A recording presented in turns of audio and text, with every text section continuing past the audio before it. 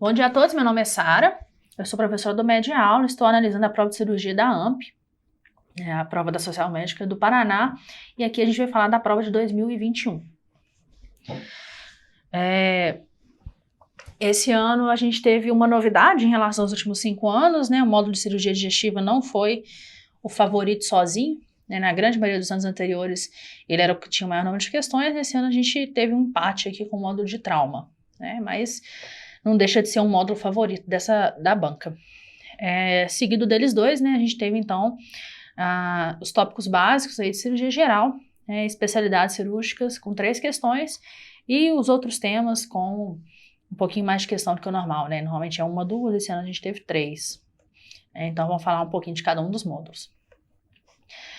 Como sempre, a TLS é muito importante na prova da AMP, né? Mesmo quando a gente tem questões específicas, né, de traumas específicos, como trauma abdominal e queimaduras, né, normalmente o que ele cobra são aspectos exatamente do atendimento inicial do paciente, né? Então, a gente até poderia juntar tudo em ATLS e ir só especificando os temas, né?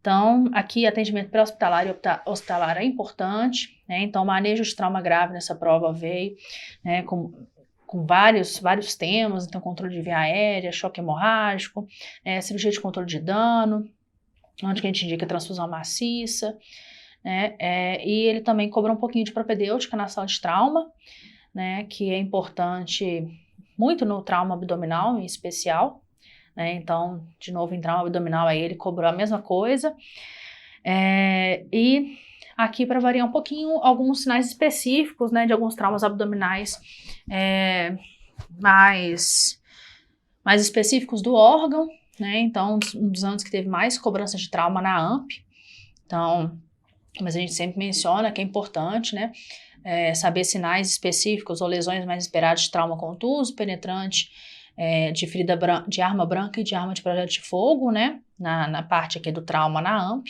esse ano aqui teve uma questão específica disso. E em queimaduras ele cobrou também vários aspectos do atendimento inicial, classificação, né, identificação de gravidade, transferência para centro de trauma. Então, vou trazer alguns exemplos, né. Então, masculino, 30 anos, chegou no PS, vítima de trauma abdominal fechado, né, após uma agressão física, e ele tá com dor, né, ele tá estável. Então, uma coisa que é importante, né, não é o caso do nosso paciente, mas é sempre importante, quando está falando de trauma abdominal, a gente identificar as situações que o paciente tem que ir para o bloco, ou seja, né, fazer laparotomia. Então, o paciente que tem trauma abdominal, ou sinais claros de trauma abdominal, e está instável, né, paciente que tem trauma contuso, e a gente, né, então o paciente está instável e parece que sofreu trauma abdominal, e aí parece que foi trauma fechado, né, ou idealmente a gente vai fazer um FAST, né, positivo, vai para laparotomia. Paciente que tem lesão de arma branca em região anterior do abdômen, que, né, teve perfuração aí da fáscia, também tem indicação de laparotomia, né. As lesões de arma de fogo, os pacientes com peritonite, com evisceração, com empalamento, né, esses pacientes todos com trauma abdominal, eles vão para o bloco. E no paciente que tem trauma penetrante, né, e manifesta aí como sangramento digestivo, ele também tem indicação de ir para o bloco, né, porque foi lesão de víscera oca. Então, esses aqui são os pacientes que chegam rápido na sala de trauma, a gente já indica bloco muito rápido, está instável, tem trauma abdominal, está empalado, ou foi lesão de arma de fogo, ou tem líquido livre no abdômen, esses a gente indica rápido o bloco. E depois, ainda investigando, a gente encontra algumas outras situações que também vão precisar ir para o bloco, né, então fez um raio-x e viu que tem ar livre peritoneal, reto peritoneal, né, ou mesmo uma TC, está suspeitando de lesão de diafragma, né, fez até uma laparoscopia para investigar e tem lesão de diafragma, indicação de laparotomia também, e depois, às vezes, investigando, encontrou lesão de víscera oca. Muitas vezes essas lesões, elas não são identificadas na sala de trauma, né, o FAST não vê bem, os primeiros exames não veem bem, às vezes identifica isso depois, na avaliação secundária, mas também muitas delas têm indicação de laparotomia. E uma das poucas lesões de víscera oca que não tem indicação de laparotomia é a lesão, né, da bexiga retroperitoneal. Essa aí não tem indicação não, mas exceto isso, assim, todo a bexiga na região peritonizada, né, o intestino, o trato gastrointestinal, o estômago, eles todos vão ter indicação de ir para a laparotomia fazer a correção cirúrgica. Então, quando a gente tem trauma abdominal fechado, igual o nosso paciente, né, a maioria desses pacientes são vítimas de agressão, queda, acidente automobilístico, né, explosão. A lesão das vísceras parenquimatosas aqui é muito frequente, né, então, baço e fígado principalmente. Quando o paciente chega na sala de trauma, ele está instável, o protocolo é fazer um FAST, então o FAST detecta para a gente líquido livre. Então, o paciente trauma abdominal está instável hemodinamicamente, tem líquido livre até que se prova o contrário, ele está sangrando, né? Então ele vai para a cirurgia. Nos pacientes que estão estáveis, né, igual o nosso paciente, aí a gente tem que fazer uma investigação, principalmente se a gente tem um mecanismo sugestivo de trauma, né, dos pacientes que estão rebaixados, obviamente, né, que estão com Glasgow baixo, que estão, né, sob efeito de droga ou de álcool, né, a gente tem que tentar fazer uma investigação melhor da presença de lesão. Então, um dos exames mais utilizados aí é a tomografia, mas a gente também pode fazer exame clínico seriado, né, praticamente equivalente os dois. O paciente que evolui com sangramento digestivo, né, durante a observação, ele vai ter a indicação de laparotomia, né? O paciente que se manifesta aí com hematúria ou hematoma pélvico, ele pode ter tido lesão de órgãos uretrais, né? Então a gente investiga primeiro a uretra, então faz uma uretrografia retrógrada, né? Então, não tendo, a gente pode pensar em trauma vesical, né? E aí o ideal é fazer uma cistografia retrógrada. Lembrando aí que se a lesão da bexiga for intraperitoneal, indicação de laparotomia também. A gente sabe que tem várias lesões parenquimatosas, em que seu paciente se mantém estável, e não tem sangramento ativo, a gente pode fazer tratamento conservador. Então, por isso, é ideal fazer essa investigação etiológica mais detalhada nos pacientes que estejam estáveis, para não sair levando todo mundo para laparotomia sem precisar. Então, aqui uma foto do FAST, então, muito disponível nas salas de trauma hoje, o clássico, a gente vê aí a região, da gota hepática, região recesso esplênico, mediastino e fundo de saco de Douglas, dá para olhar também a região do tórax, ver se tem hemotórax, pneumotórax, então o FAST tem sido bastante utilizado. E lembrar que o FAST mostra líquido livre, então não mostra qual que é o tipo de líquido, e se o FAST estiver normal, também não significa que não tem outra lesão, ele mostra líquido e não mostra ar, por exemplo, se a gente tiver lesão de víscera oca, e essa aqui é uma foto, de baixo do lavado peritoneal diagnóstico. Não tem usado ele tanto mais, mas é uma alternativa também. Ele detecta aí sangue livre na cavidade, não dá muita ideia para a gente de quanto que tem, nem de onde que está vindo, mas pode também ser uma ferramenta útil. Quando a gente está falando de trauma penetrante, a gente tem que diferenciar em arma branca e em arma de fogo. A arma branca tem menor energia, as lesões são mais restritas ao trajeto e ao tamanho da arma. O fígado ainda é muito lesado, mas aqui a gente já segue mais intestino delgado, lesões de diafragma, quando a gente está falando de região alta, e cólon mais das laterais, principalmente quando a facada é na região anterior do tórax, do abdômen. O índice de lesão de vísceras é maior, então aí está recomendado fazer exploração manual para ver se perfurou a face, se perfurou a indicação de laparotomia. A gente pode acompanhar o paciente com FAST, com tomografia, mas como o índice de lesão é maior, é importante a gente diagnosticar bem esse paciente para evitar passar uma lesão despercebida. O paciente que tem lesão no dorso, na região lombar, o índice de lesão abdominal é menor, Aqui a gente não consegue muito fazer exploração digital por causa dos músculos, e aí a indicação é ou fazer TCT triplo contraste ou fazer exames seriados nesse paciente, eles são considerados equivalentes. E lembrar que a região tóraco-abdominal, transição, é uma região que pode ter lesão de diafragma, e aí a indicação de laparoscopia, porque lesão de diafragma, que passa despercebida, ela causa uma grande morbidade para o paciente. E a gente precisa, tentar diferenciar o paciente que precisa de laparotomia e o que não precisa. A ideia é tentar não fazer laparotomia branca, mas também não pode deixar passar. Então, se a gente não está sabendo o trajeto, se o paciente é obeso, pouco colaborativo, está sob efeito de álcool e droga, a gente faz exame seriado, a gente tem a laparoscopia e, se precisar, a gente faz a laparotomia exploradora. Não pode deixar passar uma lesão dessas.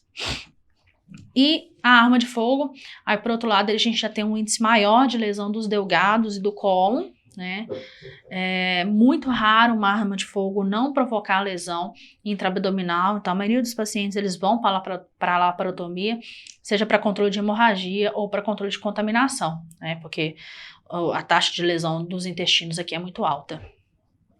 Então o nosso paciente, trauma contuso, o paciente está estável, então ele está querendo, que a gente julga algumas assertivas. Então, nesse mecanismo, contusos, os órgãos mais levados são intestino delgado, bexiga e cólon, não é, É baço e fígado, trauma contuso.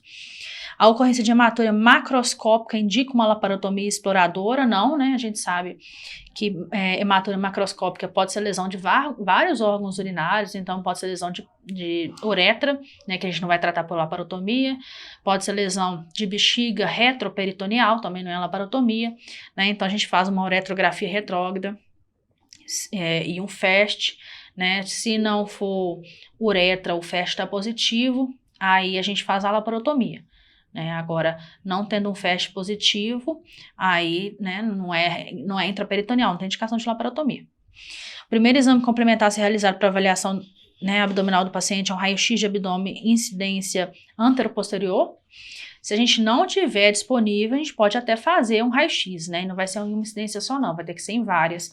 Mas o raio-x para trauma abdominal, ele tem uma sensibilidade muito, muito pior do que a tomografia, Então, o exame complementar para um paciente de trauma abdominal estável é ATC.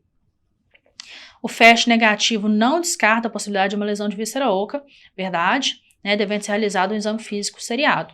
Então, a gente pode fazer uma tomografia, um exame físico seriado, falei para vocês, o FAST mostra a presença de sangue, de líquido livre, que muito provavelmente é sangue, mas o FAST negativo não exclui outras lesões, Então, isso aqui tá verdadeiro.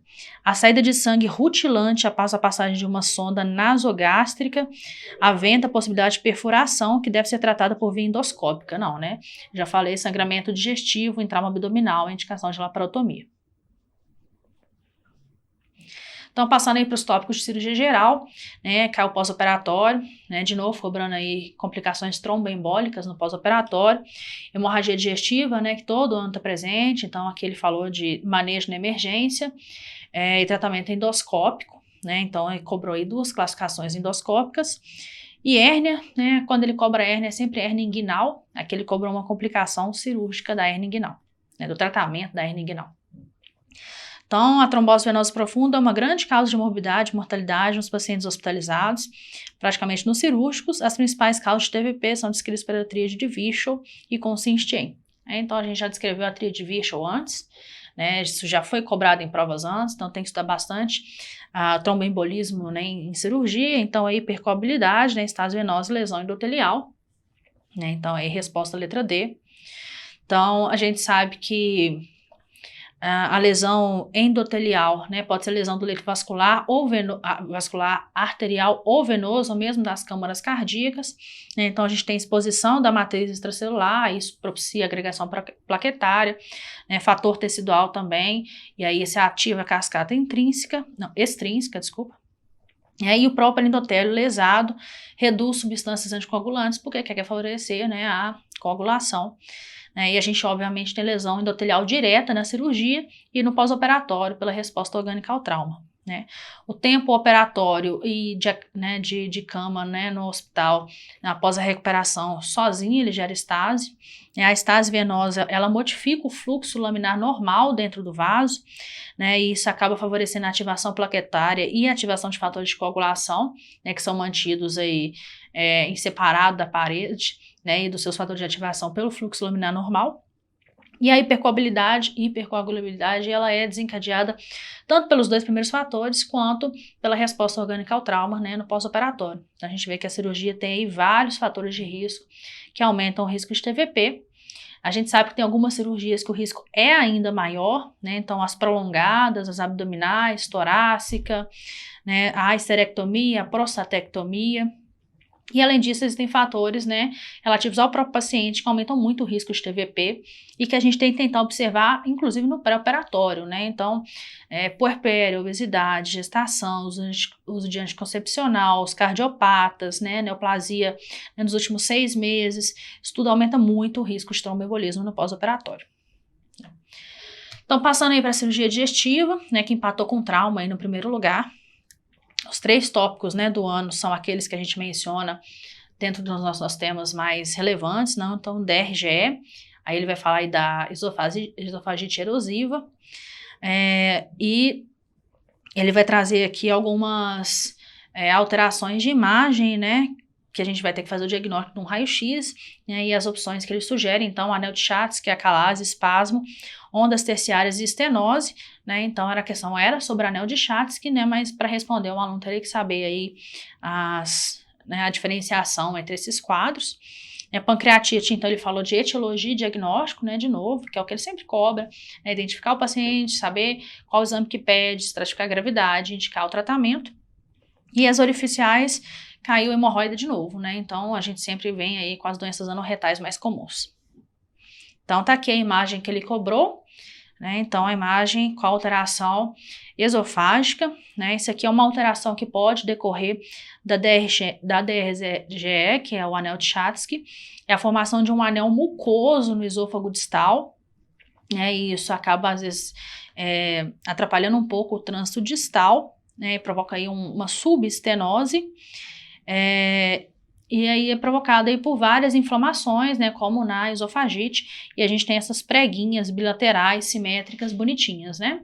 Então, esse ano ele cobrou isso, né, então, e as outras opções apareceram, então interessante aí que o aluno deu uma olhada, né, nas demais alterações que podem ser elas a serem cobradas aí nos próximos anos, né.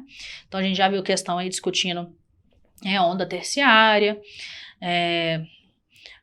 o espasmo esofágico também já apareceu, né, a estenose por conta da DRGE, então é interessante aí o aluno dar uma estudadinha nesses aspectos, né. Então aqui, paciente masculino, né, branco, 62 anos, chegou no serviço de urgência com dor abdominal de início agudo há 24 horas e está subfebril, né, então abdômen agudo com um pouco de febre. No exame físico ele está corado, hidratado, o abdômen dele é plano, flácido, com sinal de irritação peritoneal na fossa ilíaca esquerda. Na TC você tem um espessamento da parede do sigmoide, com borramento da gordura do mesocólon, sem evidências de abscesso. Então, para começar, ele está descrevendo um abdômen agudo para a gente, né? A gente já discutiu qual que é a definição disso. É um senhor de 62 anos e a dor é esquerda, né? Então, vamos lembrar que a gente precisa pensar em diagnósticos sindrômicos e depois etiológicos, baseados no quadro clínico, né, e na epidemiologia. E aqui a gente não pode deixar de investigar a diverticulite, né, a principal causa aí de dor de origem inflamatória, né, à esquerda. Lembrando que nessa idade desse paciente, a gente tem que sempre manter em mente a investigação do câncer de cólon, né? A gente já viu antes no câncer de cólon que ele pode se manifestar como um episódio de diverticulite aguda, a diverticulite aguda também se manifesta como câncer de cólon e vice-versa, né? Então, lembrando que os divertículos, eles se formam mais no sigmoide, exatamente porque aqui no sigmoide a gente tem um estreitamento da parede, um aumento da consistência das fezes, né? Então isso aumenta a pressão sobre o lume, favorece a formação dos divertículos, né? Mas eles também podem se formar em outras regiões aí do intestino. A doença diverticular em si não é um problema, né? Ela raramente tem algum tipo de sintoma, mas ela pode evoluir com complicações, que é principalmente o sangramento, né, e a inflamação. Acredito que a inflamação normalmente acontece por obstrução por fecalito, né, um processo mais ou menos parecido ali com a apendicite, e aí o divertículo inflama, né. O quadro clínico é essa dor na fossa ilíaca esquerda, que pode irradiar para a raiz da coxa, para a região suprapública, né, para a lombar. A associação com febre é comum, né, mudança do hábito intestinal do paciente, então às vezes ele fica constipado, ou então até com diarreia, né, pode ter até sintoma urinário, né, passagem próxima ali do ureter, náuseas e vômitos, né.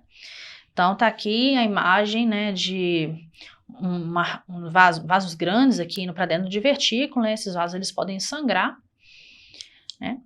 E eles podem também inflamar ou infeccionar, né, igual aconteceu com o nosso paciente. Então, aqui no ultrassom a gente está vendo aqui um fecalito, né, e aqui uma imagem, né, de um divertículo com a parede bem espessada, né, que estava aqui inflamado no raio-x.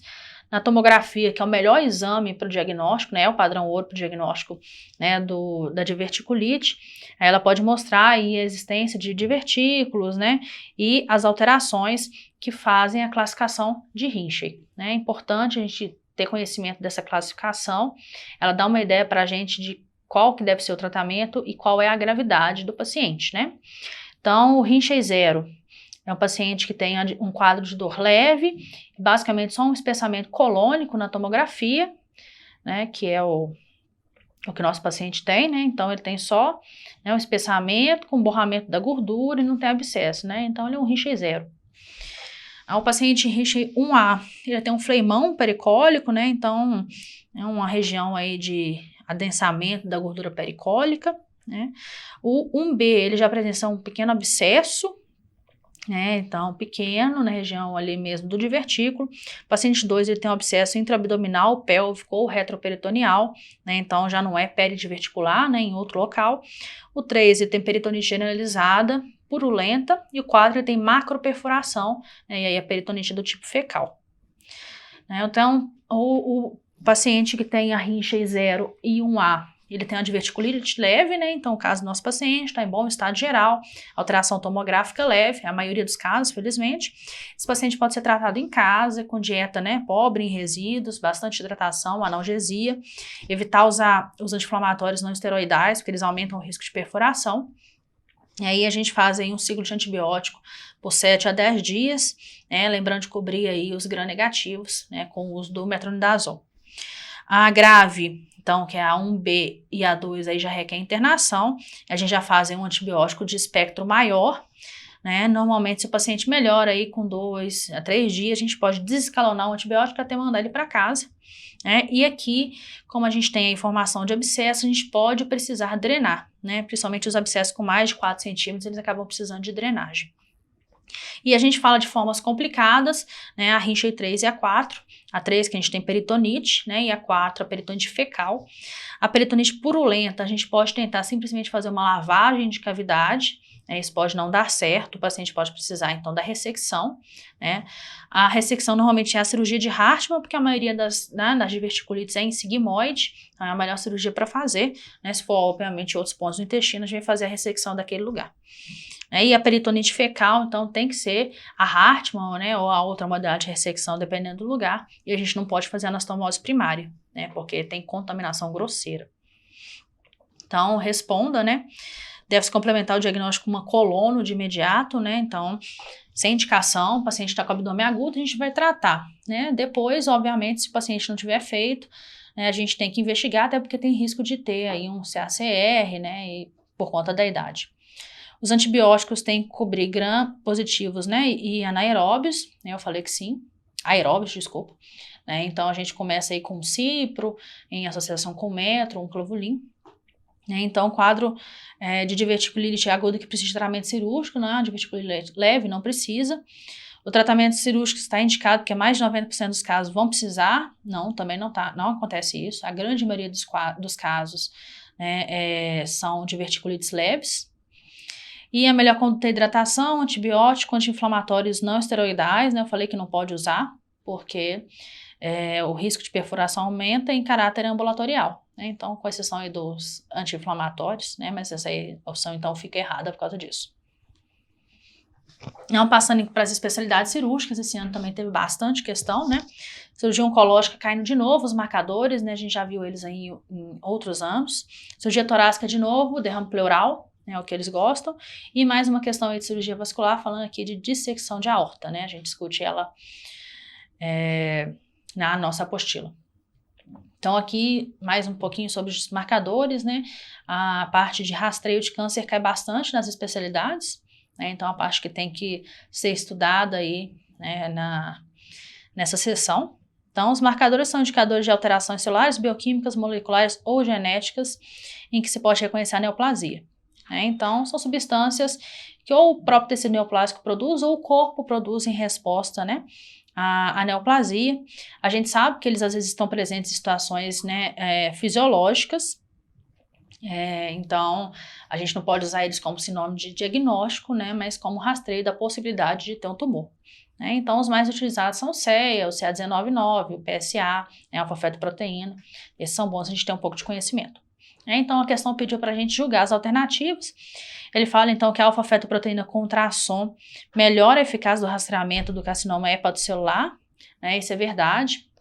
A alfa-fetoproteína ela é produzida por células, né, imaturas do fígado. Então, no adulto a gente encontra ela só em concentrações muito baixas, né? Então, por exemplo, a cirrose pode apresentar, né, alguns processos de hepatite crônica, mas acima de 500 é altamente sugestivo de neoplasia. Né? Então, no paciente cirrótico, a gente usa fazer um rastreio com ultrassom e a dosagem da alfa-fetoproteína a cada 6 meses, né? Esses pacientes com cirrose, eles têm um risco muito alto, né, de evoluir para tumor. E aí, se a alfa-fetoproteína aumenta, né, acima de 20, ou então você tem um nódulo suspeito, aí esse paciente, ele já vai ser investigado. A sensibilidade, ela é boa, a especificidade que não é muito, né, não é muito específica, a gente vai ver que tem, a sensibilidade não é muito alta, né, a gente vai ver que tem outros fatores. E quando o paciente cirrótico desenvolve, né, o carcinoma hepatocelular, a alfa-fetoproteína alta é um fator de mau prognóstico. Né, e ela também é utilizada depois para acompanhamento de tratamento e de recidiva. Né, então a alternativa é verdadeira. A aplicação mais comum do antígeno cássio-embrionário é monitorar pacientes para doença recidivada, né, esse é verdadeiro também. Quem produz o CEA são células imaturas da mucosa do trato gastrointestinal. Né, no adulto é produzido em pequenas quantidades, mas ele é produzido em várias situações, né, então carcinomas do trato gastrointestinal, alguns outros carcinomas, metástases para o fígado, algumas condições não malignas, né, então uma dosagem de CEA aleatória não serve para muita coisa não. Mas, por exemplo, se a gente está pensando, né, no CA-CR com metástases para o fígado, e pode ter alguma utilidade. Além disso, né, é muito bem estabelecido o uso do CEA no tratamento de metástase, isso aí com certeza. É o paciente que faz o tratamento e apresenta uma elevação de CEA quando tinha um CEA normal, né, é uma indicação muito grande ou de recidiva ou de metástase que não tinha sido encontrada antes. Né, então essa também é verdadeira.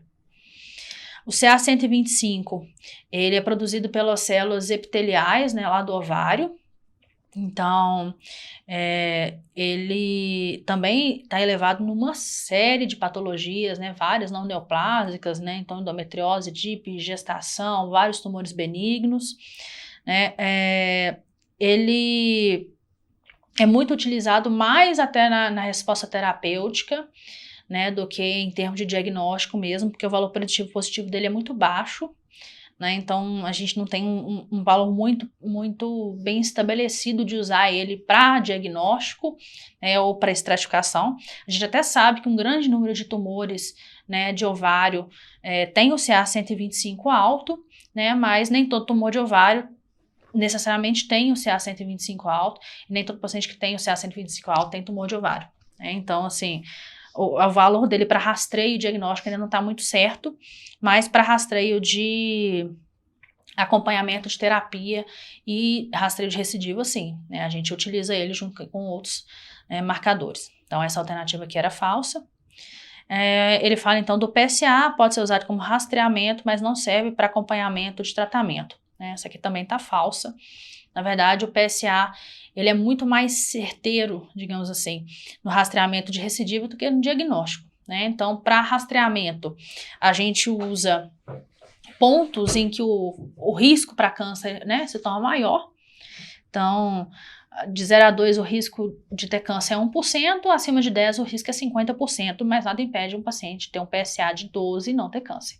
Né? Então, a gente usa ele junto com alguns parâmetros de rastreamento, junto com toque, junto com ultrassom, mas o valor dele, assim, realmente a grande importância terapêutica é no tratamento, né, no acompanhamento ao tratamento, né? Então, o paciente aí que apresenta o valor mais elevado de 0,2 e já fez a cirurgia, é muito provável, né, que ele tenha uma recidiva. Né? Então, tem um valor muito bem estabelecido, mais no acompanhamento de tratamento do que no rastreamento. né? E outros temas também teve um pouquinho mais de questão esse ano, né? Mas, de novo, ética médica, né? Falou ele das assertivas antecipadas de vontade, né? Uma normativa que está legalizada, né, pelo Conselho de Medicina e pelo Código Civil, em que a pessoa, né, pode definir algumas determinações sobre o que ela quer ou não quer ser submetida, né, em termos de terapia terminal, né, desde que não configure eutanásia, é claro, ou então pode apontar um terceiro, né, para responder por ela, mas lembrando que essas diretivas, elas não podem ser contra a lei, né, então a pessoa não pode dizer que ela quer chegar no hospital e receber uma injeção letal, né, que ela não pode chegar no hospital em franca insuficiência ventilatória e não receber oxigênio, né, então isso tem que ser muito bem discutido, né, isso tem que ter a assinatura do paciente, tem que constar em prontuário, né, não pode ir contra nenhuma lei, né, então conhecimento de código de ética. Em gastroenterologia, de novo, né, propedêutica laboratorial, a gente já viu cair em outros anos, aqui mais voltado para as icterícias, e em anatomia, ele cobrou aí o sistema coronariano. Então, aqui só a título de exemplo, a questão sobre as diretivas antecipadas de vontade, né? Então, ele fala que é uma ferramenta que permite ao paciente definir com a ajuda do médico questões relacionadas à terminalidade. Então, de novo, aquelas duas alternativas e ele está vendo se essa relação entre elas é verdadeira. Então, ela é definida como um conjunto de desejos prévios e expressadamente manifestos pelos pacientes sobre cuidados e tratamentos que ele quer ou não receber no momento que estiver incapacitado de expressar livre e autonomamente sua vontade. Portanto, o médico deve levar em consideração a DAV do paciente ou representante, mesmo em desacordo com os preceitos ditados pelo Conselho de Ética Médica. Isso aqui é óbvio que não, isso aqui não tem jeito. Não pode ir contra, o médico tem que respeitar desde que respeite aí o código de ética, e as leis. Então a gente tem uma assertiva verdadeira, uma assertiva que está falsa. Então as assertivas elas foram regulamentadas em 2012, o paciente ou pode deixar definições ou deixar um terceiro, e obviamente que não pode ir contra a lei. Então, com isso, a gente encerra aí a análise do ano de 2021. Obrigada a todos.